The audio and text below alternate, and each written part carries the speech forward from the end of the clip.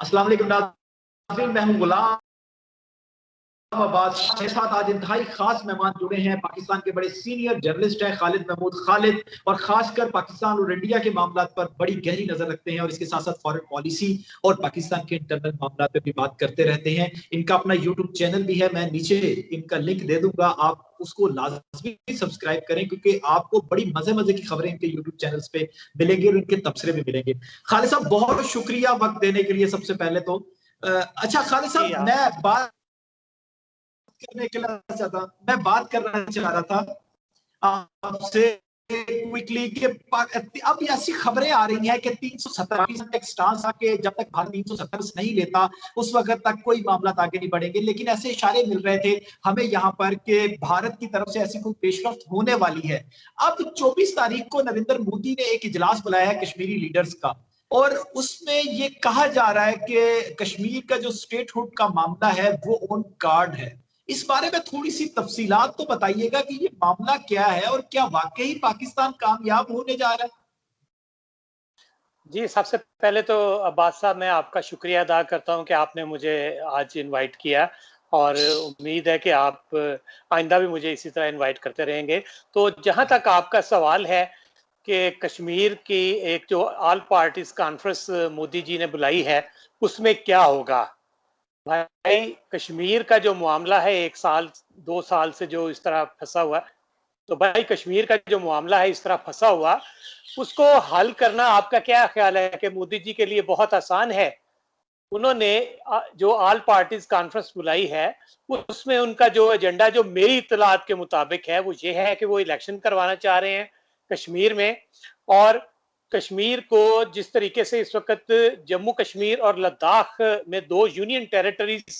के दर्जे दिया उन्होंने, उसमें वो उनका प्लान जो है, जो मुझे इतलात मिली है, उसमें यह है कि लद्दाख जो है उसको यूनियन टेरिटरी करार देंगे, रहने देंगे उसी तरह, और कश्मीर और जम्मू जो है इसको बाकायदा दोबारा रियासत का दर्जा दे देंगे। इसकी वजह यह है कि जो यूनियन टेरिटरी है वहां पे जमहूरियत जो है वो उसमें वजीर आला के इख्तियारात इतने नहीं होते,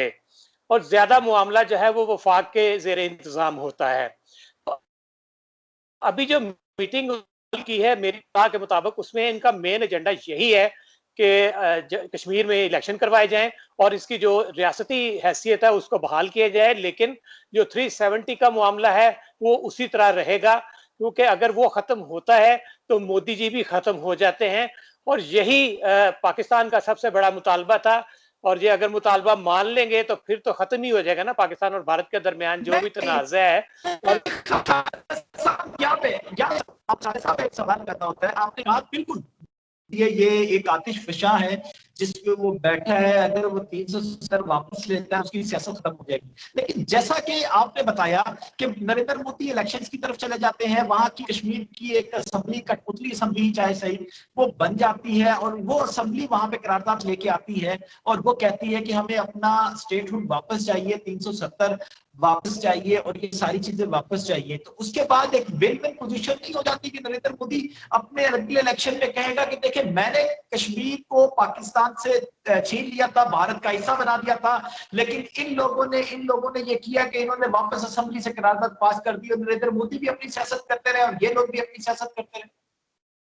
आपका जवाब आप ही के सवाल में पिन्हा है। आपने कहा जी कठपुतली हुकूमत बनेगी वहां पे, तो कठपुतली हुकूमत के पास इख्तियारात नहीं होते। वो उन्होंने वही करना है जो उनके जो हुक्मरान हैं वो उनको कहेंगे।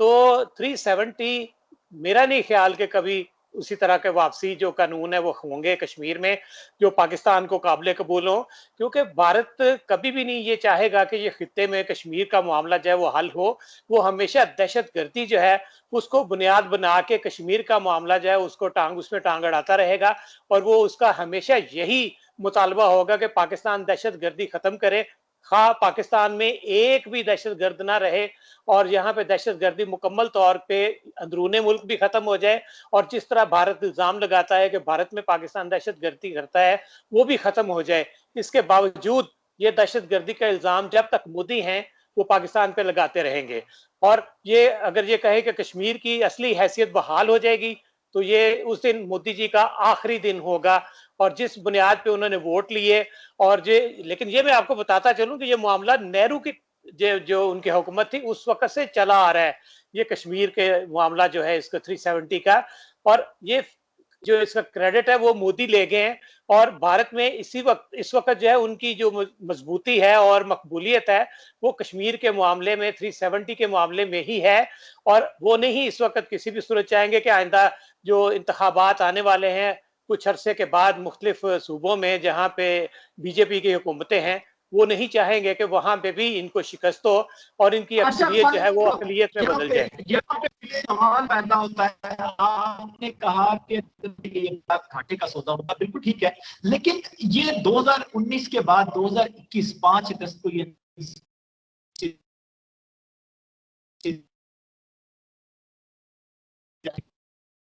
और अब्दुल्ला, फारूक अब्दुल्ला, इन लोगों को इनवाइट करने में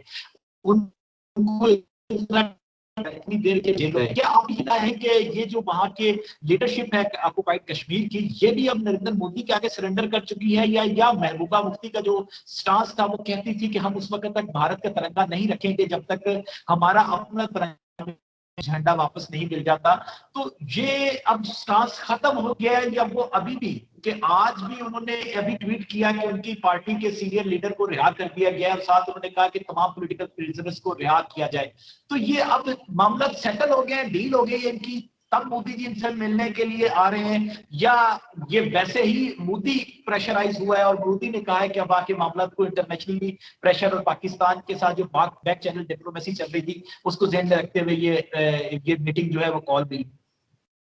जी, आपको शायद मालूम होगा कि दुशंबे में पाकिस्तान और भारत के जो नेशनल सिक्योरिटी एडवाइजर हैं उनकी एक मुलाकात भी हो रही है, और ये मुलाकात दोनों मुल्कों की मर्जी से नहीं हो रही। आपने खुद कहा कि भारतीय वज़ीर-ए-आज़म भी दबाव का शिकार हैं। यकीनी तौर पे उनको दबाव इस वक्त है पूरी दुनिया से भी, और ख़ास तौर पे जो बाइडेन की नई हुकूमत है वो चाहते हैं कि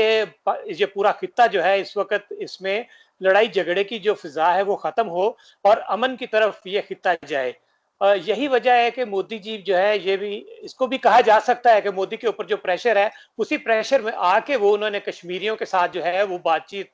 का सिलसिला शुरू किया है। और उसके बाद उम्मीद ये की जा रही है कि वो शायद पाकिस्तान के साथ भी बातचीत करेंगे। आपने देखा होगा कि अभी जब पाकिस्तान आर्मी चीफ ने कुछ जर्नलिस्ट को खाने पे बुलाया था तो उसमें उन्होंने कश्मीर के हवाले से बड़ी पॉजिटिव बातें की थी। तो ये सारी कड़ियां मिलाई जाएं तो कुछ ना कुछ तो जरूर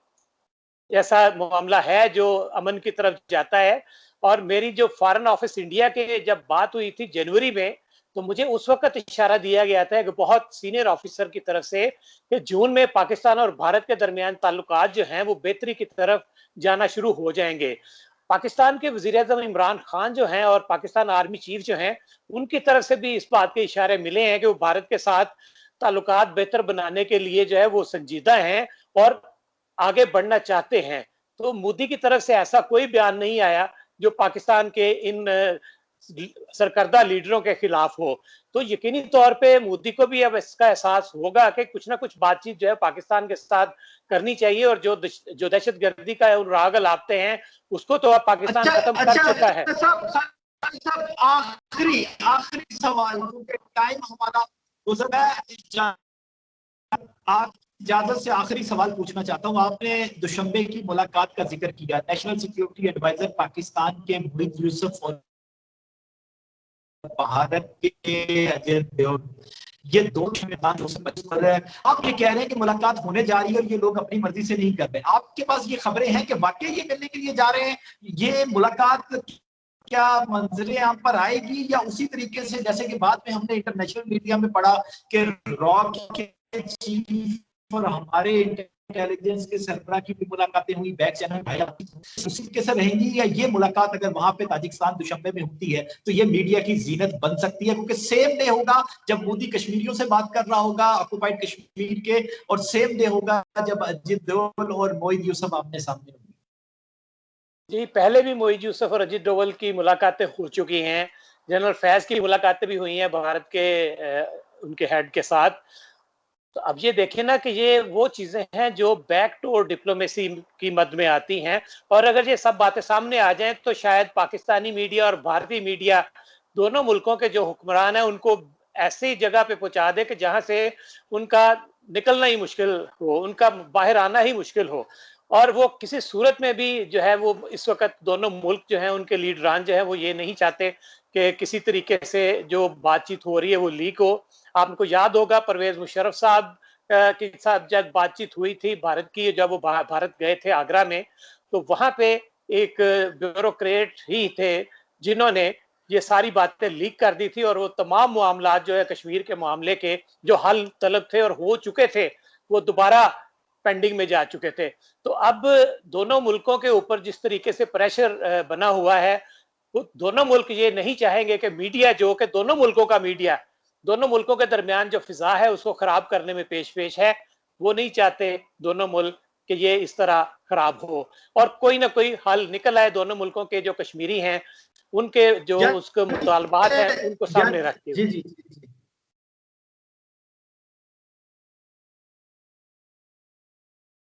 अच्छा खालिद साहब, यानी कि आप ये कह रहे हैं कि जब तक कोई ऐसे पॉइंट पे, ऐसे नुक्ते पे दोनों ममालिक मुत्तफिक नहीं होते और जो रिजल्ट ओरिएंटेड हो, तो उस वक्त तक शायद ये दोनों ममालिक जो हैं ये खालिद साहब बहुत शुक्रिया आपका वक्त देने के लिए। और मैं चाहूंगा कि आपके गाहे बगाहे आपसे बातचीत होती रहे और आप हमें वक्त देते रहें। नाज़रीन, ये आज की वीडियो का मकसद यही था कि जो पसे पर्दा बातचीत चल रही है उसको आप तक पहुंचाया जाए। खालिद साहब बड़े सीनियर जर्नलिस्ट हैं, खालिद महमूद खालिद साहब, इनसे आगे भी बात करेंगे। फिर वक्त के लिए इजाजत दीजिएगा। अल्लाह निगहबान।